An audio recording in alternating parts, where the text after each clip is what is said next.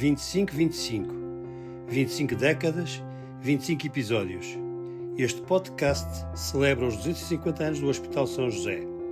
Pela voz de alguns dos seus profissionais, as lições de um velho hospital às portas do futuro.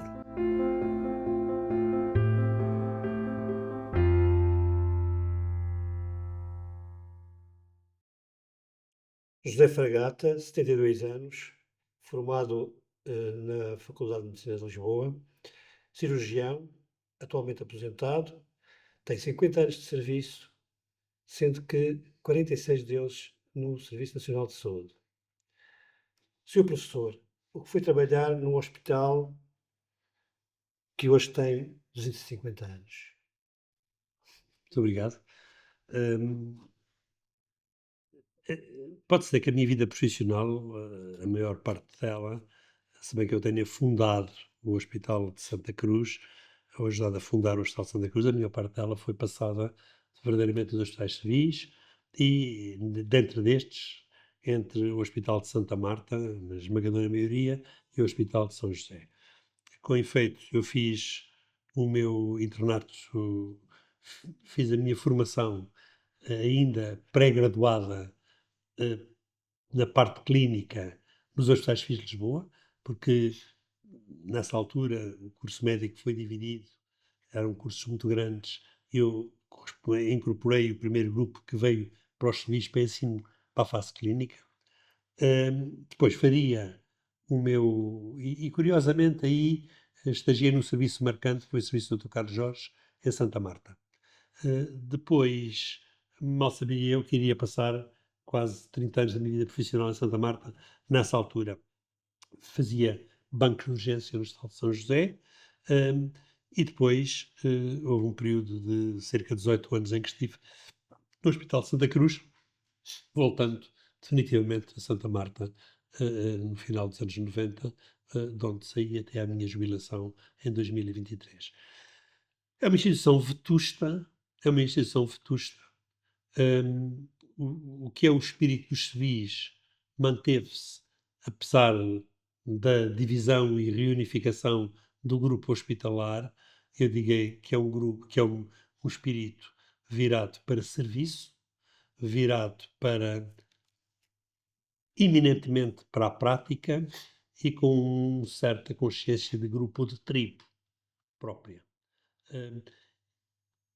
Essa consciência de grupo ou de tribo própria e a caráter vetusto da instituição dá-lhe um classicismo que às vezes é excessivo e que pode, de certa maneira, limitar a abertura para grandes inovações e, sobretudo, para grandes mudanças. Esse vai ser um dos desafios Do novo hospital, não é? que vai ter agora, sim. Pois. Então, considerei que é importante, que há uma grande importância na comemoração dos 250 anos do Hospital São José. Eu não tenho dúvidas nenhumas, vamos lá ver.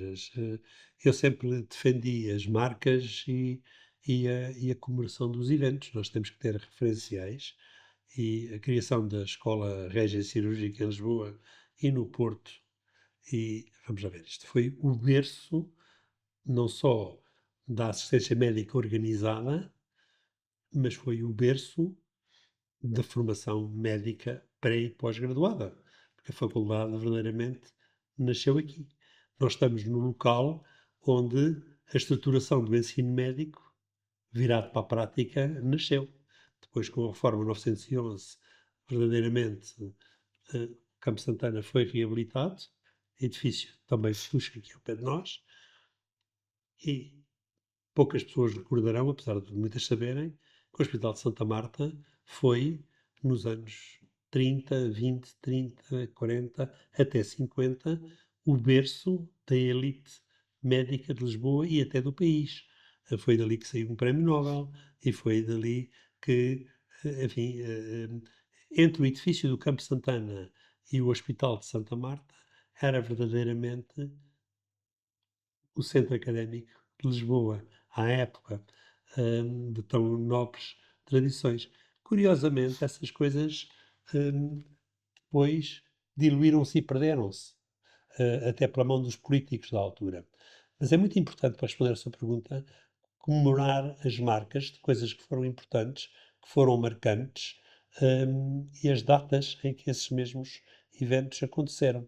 Porque se nós não tivermos a consciência do que se passou antes, quem desconhece o seu passado está condenado a repetir os seus erros e não tem norte para o seu próprio futuro. Portanto, a comemoração e as marcas são muito Muito importantes. bem. Falemos um pouco de si. O que é que o levou à sua profissão? Pois eu, médico, sempre quis ser. Vamos lá ver, a família dizia que eu havia de ser médico, podia ser um sonho familiar, mas na altura acompanhei a minha mãe no período de doença, no internamento em hospital domiciliário, basicamente, mas curto que teve, e convivi muito com médicos, e talvez isso tenha, enfim, já uma fotografia minha no Externato Augusto Gil e ao pé da Casa da Moeda, com alguns 4 anos, mascarado de médico numa festa de Natal, portanto, não sei o que é que isso queria dizer. O que é certo é que as coisas encaminharam-se sempre para a medicina e acho que nunca me puseram outro rótulo, eu não sei como é que aconteceu. Depois, em relação à cirurgia cardíaca, eu estava destinado a ser cardiologista e a minha primeira contacto até com Santa Marta, já depois de formado, foi no serviço de cardiologia, que durante um período na altura foi dirigido pelo Dr. Fernando Sampaio. Não houve ali um interregno de, de, de, de lugares de desfia e foi a Dr. Fernando Sampaio, transitoriamente, enfim, aceitou essa incumbência. Mas foi um encontro, chamado Encontro de Damasco, ocasional, com o professor Rodrigues Gomes, que era o cirurgião cardíaco, que tinha acabado de vir da Clínica Maio para o Porto, que me levou a ficar apaixonado pela cirurgia cardíaca, num congresso no Algarve, à volta da investigação em ciências fundamentais no pulmão, que eu fazia na minha ligação académica, e depois, daí, ter ido trabalhar para Santa Cruz com um amigo dele, que era o Dr. Queiroz e Melo, foi um passo. Portanto, foi uma coisa absolutamente fortuita. Eu nunca fiz cirurgia geral e, portanto, acabei dando o salto da cardiologia para a cirurgia cardíaca, o que até, se calhar, fez de mim como se, enfim, deu à minha vocação cirúrgica uma personalidade fortemente médica. Disse que nunca tinha feito cirurgia geral, mas trabalhou no Banco de São José. Fez banco em São Trabalhei, José. fiz banco, fiz. O que era isso de estar de banco no seu Não, o tempo? banco era uma instituição. O banco era uma instituição e o cirurgião de banco era uma instituição. O cirurgião de banco era uma pessoa importante. Não direi que fosse tão importante como o presidente de um clube de futebol hoje, mas era uma pessoa respeitável, era respeitado em Lisboa. Havia meia dúzia deles, os concursos eram renhidos e isso era patente na autoridade cirúrgica. Quem dominava o banco era a cirurgia. Era a cirurgia. Curiosamente, na tradição desta escola real cirúrgica, era o cirurgião de banco. Até porque o banco tinha uma grande componente de trauma, mas recebia toda a medicina. E isso via-se à hora de jantar. Lá embaixo, numa sala que ainda deve existir, sentava-se o cirurgião de banco e depois à sua direita ou à esquerda o chefe da medicina e os assistentes por ordem. Portanto, o banco tinha trabalho, tinha dever, hierarquia e disciplina. O banco era uma escola de vida, era uma escola médica, mas também era uma escola de vida, mas obviamente sujeita a todos os devaneios daquilo que é protagonizado por pessoas. Mas era um sítio de uma enorme competência técnica.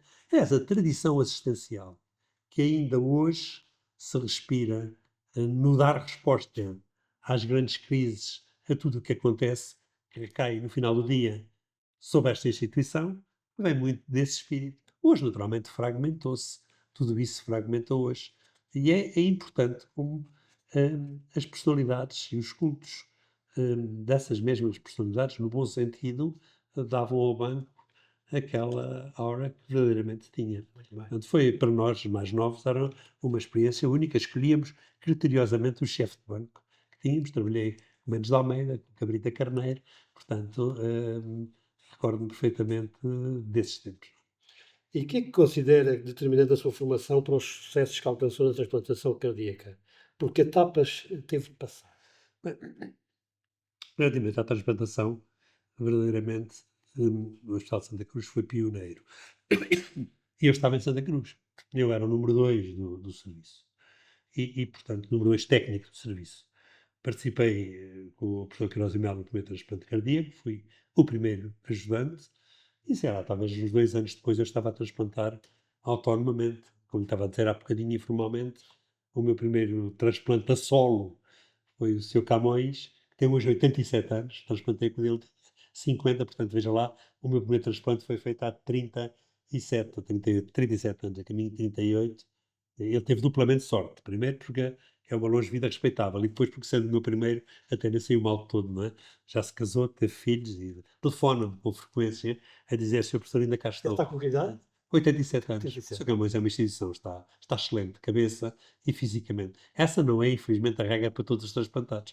Mas também tenho crianças, também transplantei em Santa Cruz ainda, um bebê de 2 anos, que tem hoje 33 ou 34 anos, pai de família, e que também está. Vamos ver se podíamos a história é infindável. Outros não terão ficado tão bem, outros terão, infelizmente, parecido, mas eu terei transplantado bem uns 300 corações ao longo da minha vida toda. Não é? Portanto, nasci para a transplantação aí e mal sabia eu que, não sendo a minha especialidade a cirurgia torácica, mas sim, eu sou cardiotorácico de nome, mas sempre fiz cirurgia cardíaca, teria que herdar aqui em Santa Marta um programa de transplantação pulmonar, enfim, que estava numa situação de algum marasmo e que foi preciso recuperar e tenho hoje um orgulho muito grande. Eu acho que um dos feitos do SNS, e foi o resultado de um trabalho grande de equipa, acabou por ser a transplantação pulmonar, do qual temos o Centro Nacional Único a fazer 40 por ano e com resultados,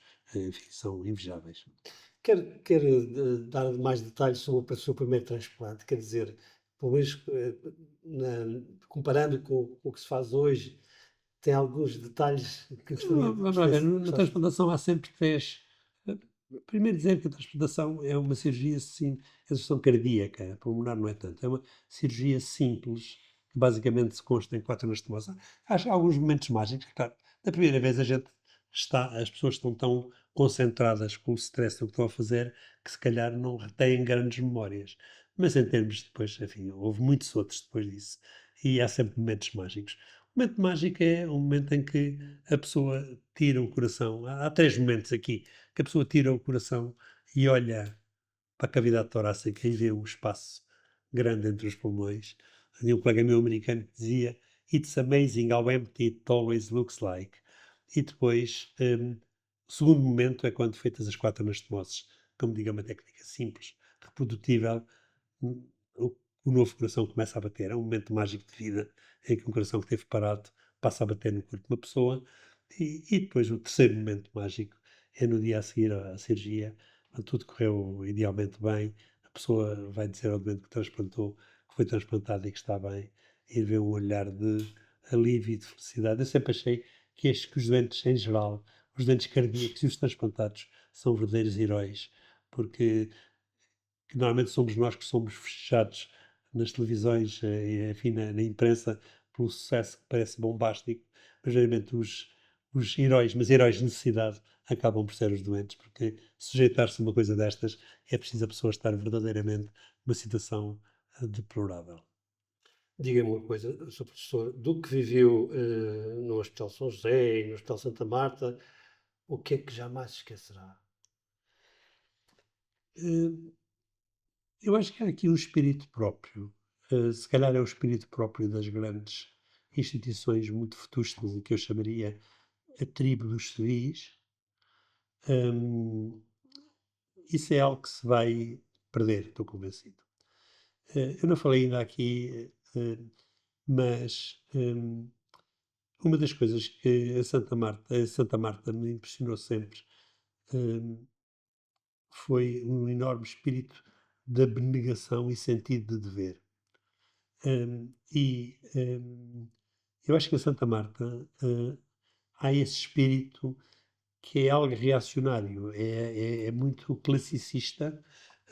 Deixe-me dizer-lhe que eu e a minha mulher, a Dra. Isabel Fragata, eh, ainda somos vistos em Santa Marta hoje como estrangeiros. Nós vínhamos de outro sítio. Portanto, a capacidade do grupo aceitar quem vem de fora não é fácil. Muito fechado, portanto. Muito fechado, muito fechado. Isso tem a ver com essa cultura de tribo, que tem umas coisas boas, tem umas coisas más. Más na resistência à mudança, no aceitar a diferença, e boas por espírito de equipa. Uma das coisas que mais me marcou em Santa Marta foi verdadeiramente o espírito de equipa. E eu protagonizei. Há aqui algumas coisas que acho que é importante dizer pela questão de justiça. Em primeiro lugar, foi tudo o que se fez em Santa Marta. Eu tive cuidado, quando me jubilei, de deixar um livro escrito, onde pedi a colaboradores meus que também participassem, exatamente porque a história tem que ficar escrita. E nós protagonizámos um modelo de relação médica e de equipa que eu acho que foi bem conseguido. Hum, Esse espírito de equipa é muito importante, a abnegação do pessoal da enfermagem, do pessoal médico. Eu treinei em Santa Marta várias gerações de cirurgiões cardíacos. Alguns já não se lembram e outros fazem questão de ignorar. Mas o que é importante é que ficaram treinados e estão hoje, no momento em que estamos a falar, a assegurar esse serviço com boa qualidade técnica. Se vão encontrar as lideranças necessárias, tenho dúvidas, mas mantenho ansioso por ver.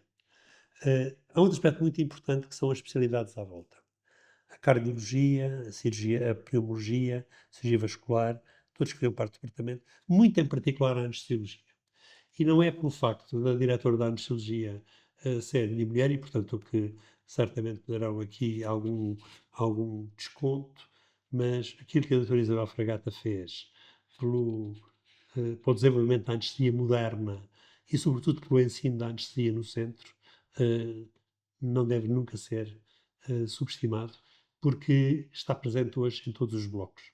A Isabel renovou, para não dizer revolucionou, mas renovou a moderna anestesiologia do centro de uma forma absolutamente inequívoca, deixou aberta, enfim, as novas gerações que hoje estão a fazer transplante hepático, até contra a resistência dos próprios poderes que lá existiam na altura, e, portanto, nesse aspecto é muito importante. Este sentido de ligação entre serviços, ligação entre equipas, foi absolutamente decisivo para nós fazermos o que fazíamos em Santa Marta. E isso é algo, vão-se perder muitas coisas na translação para o novo hospital.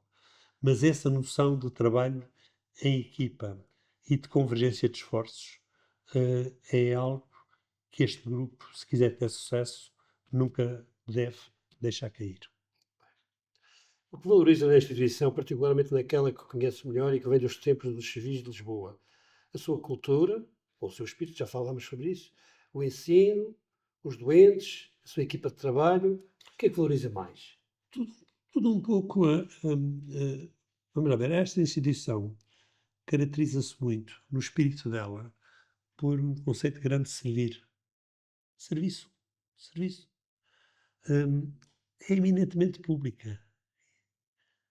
É eminentemente pública no sentido, não de público e privado, mas no sentido Entrega. de entrega, servir, de serviço.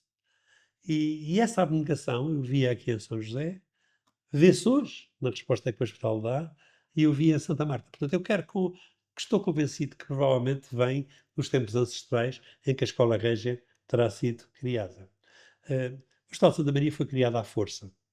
Foi uma nomeação ministerial do Governo do Estado Novo. E resistiram muito. Há textos do professor Cecino da Costa dizendo a violência com que esta faculdade foi fechada para renascer em 77. Mas que a história depois repete-se, recicla-se. Mais do que se repete, recicla-se. Portanto, este espírito é um espírito que se mantém. Um, Esse sentido de tribo, no sentido de trabalho em equipa, de pertença a um mesmo grupo organizado, às vezes sem grande organização, com alguma improvisação, mas sempre focado no serviço e sempre focado nos doentes. Portanto, eu acho que esse é talvez, se eu quisesse realçar, há outras coisas más, o classicismo excessivo, a resistência à mudança, o reacionarismo a quem vem de fora, que nós sentimos, isso não são características boas. Mas esse espírito de trabalho, de coesão, de equipa, de tribo e de serviço, talvez fosse aquilo que eu mais ressaltasse da instituição. E não acha que o LS, hoje, o LS, não acha que é demasiado grande e difícil de gerir? Foi uma segunda violência. Houve uma primeira violência, que foi a transferência do Hospital de Santa Maria. Tem havido aqui várias violências. A primeira violência foi a reunificação dos hospitais civis. Considero um erro colossal. Porque é como dar a chave de casa a um filho e depois dizer agora passa para cá outra vez. Dá sempre mau resultado. Ou não dávamos a chave de casa ou não pedíamos de volta. Estes hospitais todos, os hospitais civis, eram uma instituição de marca. Mas depois deixaram Santa Marta ter marca, a Estefânia ter marca, os Capuchos ter marca, o Curri ter marca. E obviamente nunca resulta bem, e é de uma enorme falta de sensibilidade, até organizacional, reunir todas estas instituições. Não ganhamos em escala. Perdemos em representação. Eu, quando entrei para Santa Marta, era um hospital que eu tinha um sonho modesto, transformar numa coisa parecida àquilo que teria visto no Reino Unido, quando me treinei lá, num centro médico-cirúrgico cardiovascular. Também nunca houve vontade política para isso, não era esse o desenho, e depois veio a unificação. Com a unificação, o que era um hospital de contas certas e arrumadinho, coisinha pequena, passou a ser uma sucursal de uma empresa grande falida. Isto é duro dizer, mas é verdade. Nós perdemos na centralização muitas das vezes. Quando no hospital se perde o telefonista e o serviço pessoal, perde-se a matriz do hospital. Portanto, poderíamos dizer que ganhámos muito mais. Os ganhos não foram visíveis. Portanto, esse foi o primeiro erro. O segundo erro foi as ULS. As ULS foi uma reforma tentada, não foi completa, mas one size does not fit all. Nós já tínhamos unidades locais de saúde. Tinham que ser vistas caso a caso. Não é uma reforma que se faça da noite para o dia. E, sobretudo, quando um hospital destes, terciário, diferenciado, é inundado. Depois há processos de saúde. Depois há uma outra coisa muito importante, que é o conceito entre afiliação e merging. Quando os hospitais civis foram reunificados, os hospitais civis podiam ter sido afiliados, partilhando alguns serviços, mas mantendo a sua personalidade. Essa era a via certa. A fusão foi um erro. As ULS, a massificação, é sempre um erro. Porque nivela e plana realidades diferentes, mesma matriz. Veja o problema dos hospitais universitários, dos quais eu tenho responsabilidades grandes, presido atualmente ao Conselho dos Centros Académicos Clínicos e fiz parte, como vice-presidente, de uma comissão técnica independente, que foi chefiada pelo antigo ministro Alberto Fernandes. De facto, nós propusemos um modelo e temos a promessa dos ministros da Educação e da Saúde de que haverá legislação nova para a criação do que se chamam os centros clínicos universitários, que não podem caber neste formato do BLS. Tem que ser uma coisa diferente, que se adapte, com uma missão própria, tripartida, que se adapte e que não seja isto, porque esta tentada reforma não acautelou verdadeiramente essas diferenças, e essas diferenças são colossais. E como vê o futuro da relação entre o Hospital de São José o LS e a nova Medical School? Eu acho que estão condenados a entender-se. No princípio dos chamados centros académicos clínicos ou centros clínicos universitários, como os rebatizamos. Hoje em dia é impossível dissociar sem custos proibitivos o ensino, a assistência e a investigação. E as universidades facultam exatamente isso. Portanto, esta instituição, quando passar para o Hospital Oriental de Lisboa, vai perder a marca e vai perder muitas das características que eu disse agora. Vai ter que arranjar outras. Provavelmente vão ter a sensibilidade de levar a pedra do frontispício aqui da entrada para pôr na sala, mas não vão levar muito mais. Não vão levar as pessoas todas, não vão levar os serviços todos, vai haver uma redução. Claro, se não temos que mudar-nos, é aquilo que é. Já era bom que levassem o espírito de serviço. Mas atenção, com o tempo, as instituições vivem das marcas e das pessoas. As marcas são o que são, duram o que duram, e as pessoas vão ser outras. Esta ligação académica é a garantia sagrada de que este espírito da escola régia e, e da ilustração grande que teve Santa Marta como Faculdade de Medicina se vão manter nos próximos 30, 40 anos. Portanto, está otimista em relação ao novo hospital? É isso que quero dizer? Estou otimista, estou otimista, mas nós não podemos contar em pessoas, porque as pessoas serão aquelas que estarão na altura. Hum, a preocupação com as pessoas que vão para o novo hospital tenho eu tido nos últimos 30 anos, ao ter formado um conjunto de geração de pessoas que eu acho que, menos tecnicamente, estão preparadas. Têm que encontrar os seus caminhos de liderança. Eu não os vi ainda. Eu não os vi ainda. Se calhar não tiveram esse tempo ou oportunidade. Mas nós não podemos fiar-nos só nas pessoas. Temos que nos fiar na relação institucional. E a relação institucional vai ter que ser com uma escola médica. Nesse aspecto, a nova Medical School, penso que é que está lógica e melhor preparada para esse fim. E ao fim de tantas tentativas para a construção do novo hospital, acha que é desta que vai ser construído definitivamente? Isso caracteriza muito a cultura portuguesa. Vai ter que ser desta, porque agora já seria uma vergonha, não é? Quando eu entrei para Santa Marta, em 1997, disseram-me: "Ó Fragata, não é preciso fazer aqui nada, nem obras nenhumas, que vamos ter um hospital novo." Mas já foi há 30 anos, não é? Portanto, eu acho que tipicamente vai ser desta. Penso que vai passar-se o mesmo com o aeroporto e com outras iniciativas assim.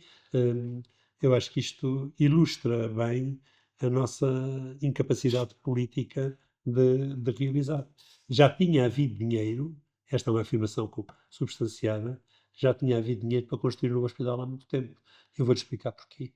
O budget do hospital, deste hospital, todo, em 1900 desculpa, em 2013, 14, era 500 milhões de euros. Era quanto custava ter construído o outro.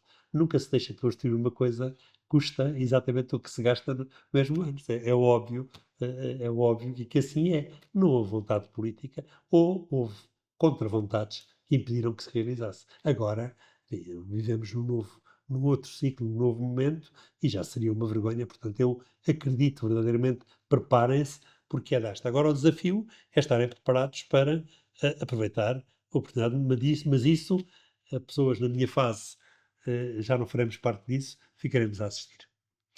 Apesar do seu otimismo, lamenta termos de abandonar as velhas instalações da Colina de Santana? Ou acha que isso não Não, é acho que isso é uma inexorabilidade. Nós não podemos. As instalações da coluna de Santana, quer para Santa Marta, quer até para a faculdade, já não estão preparadas. Aliás, já em 1953 se achou que não estavam, fosse esse o motivo ou não, preparadas, não é? Há muitas instalações deste género no Reino Unido, por exemplo, que são adaptadas. Eu percebo que é difícil um hospital com a idade que aquele tem, com vários séculos, que, portanto, não podemos ficar agarrados a instituições. Mas as marcas e os espíritos, o espírito, esse provavelmente tem que persistir, deve persistir qualquer coisa. Veremos Santa Marta como seria um bom sítio para fazer um museu da medicina capaz, mas provavelmente acabará num hotel de luxo ou, se não tivermos tanta sorte, num bloco de apartamentos de elevado custo. Mas daria um bom museu para a medicina, porque todo o espírito, eu recordo perfeitamente, o gabinete que a doutora Isabel Fragata ocupava era o gabinete onde o ex-ministro tinha estado. Aqueles corredores, aquele corredor onde está a cirurgia vascular, era onde os doentes da leucotomia pré-frontal faziam treino de marcha. E encontrei ainda, no meio do pó da sala McBride, a mesa de angiografia que tinham utilizado. Portanto, veja bem como nós tratamos a nossa própria história. Mas seria uma excelente oportunidade criar ali um museu de epopeia que foi, nos anos 30, a medicina portuguesa. uma última pergunta? O que deseja para o SNS agora é que ele vai definitivamente ganhar um novo hospital, como se está a perceber? Não, o novo hospital não vai curar o SNS. O problema do SNS não são tanto instalações, é falta de reforma, como tenho dito e escrito. O SNS, na forma que está, claramente não acompanhou a evolução dos tempos. A iniciativa, quando o SNS se acelerou, a iniciativa privada, obviamente, ocupou o espaço que em parte ele fazia. Nós não podemos hoje ignorar a presença da capacidade instalada privada do país, que tem que ser posta ao serviço dos cidadãos. E, portanto, o desafio do SNS, como disse, escrevi tantas vezes, é encontrar um caminho de reforma. Não são medidas setoriais, é mesmo uma reforma real. Obviamente que as instituições como o Novo Hospital Oriental serão instituições de hardware absolutamente imprescindíveis, mas não nos iludamos. O problema do SNS não se resolve com mais dinheiro, que por acaso agora já vamos ter menos, e também não se resolve com novas instalações. Resolve-se com nova gestão e novo pensamento, nova visão, nova organização. Muito obrigado. 250 anos do Hospital São José. Fique atento aos próximos episódios do podcast 2525.